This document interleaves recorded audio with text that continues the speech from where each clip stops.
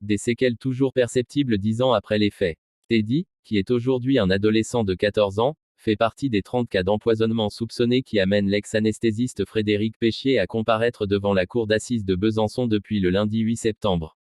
Lorsqu'il a 4 ans, en 2016, Teddy est hospitalisé à la clinique Saint-Vincent de Besançon pour une opération des amygdales. Mais l'opération tourne mal. Il fait un double arrêt cardiaque de 25 minutes chacun par rapport à cette anesthésie qu'il a subie, raconte son père Hervé à BFM TV, mardi 9 septembre. Frédéric Péchier n'est pas l'anesthésiste en charge de l'opération, mais c'est le premier à intervenir pour le réanimer, ajoute Hervé. Teddy est ensuite pris en charge par l'équipe soignante et transféré au CHU de Besançon. Pour la famille de Teddy, Frédéric Péchier a sciemment empoisonné le petit garçon. L'empoisonneur, qui se veut chevalier blanc. C'est toujours le même scénario, c'est l'empoisonneur qui ensuite intervient comme un chevalier blanc pour justement sauver ses propres victimes, c'est ça qui est totalement inadmissible et qui rajoute à l'ignominie de ces crimes, relève Archibald Céléron, l'avocat de Teddy.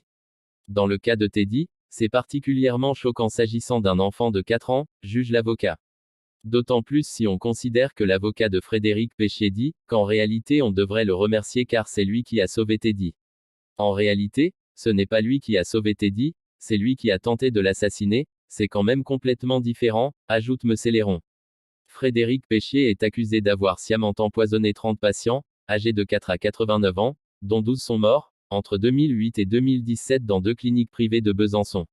Le quinquagénaire est soupçonné d'avoir pollué les poches de perfusion de malades pris en charge par ses collègues, pour provoquer des arrêts cardiaques, avant d'aider souvent à les réanimer.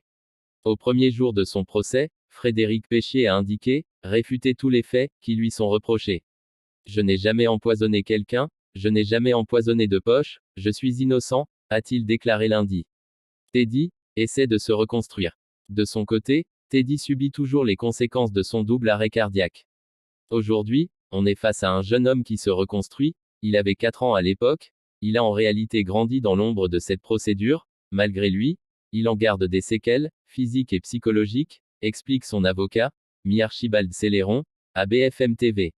Aujourd'hui, c'est un collégien banal. Il est venu hier, lundi, à l'ouverture du procès, accompagné de son papa et de sa maman, c'était important pour lui mais difficile, explique son avocat.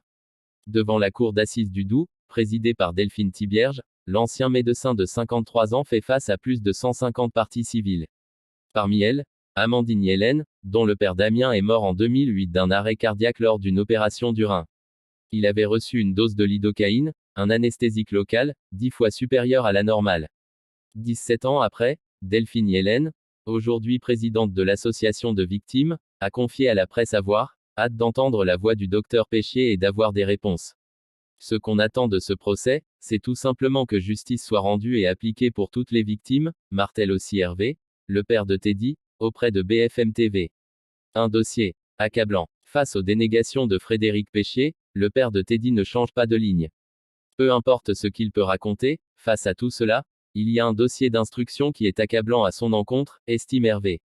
Dénominateur commun, des empoisonnements, Frédéric Péchier est accablé par un faisceau d'éléments concordants, selon l'accusation. De son côté, l'ancien médecin se défend en affirmant que de nombreux autres événements indésirables graves sont survenus dans les cliniques où il travaillait, mais que beaucoup n'ont pas été retenus par les enquêteurs car rien ne permettait de l'incriminer dans ces dossiers.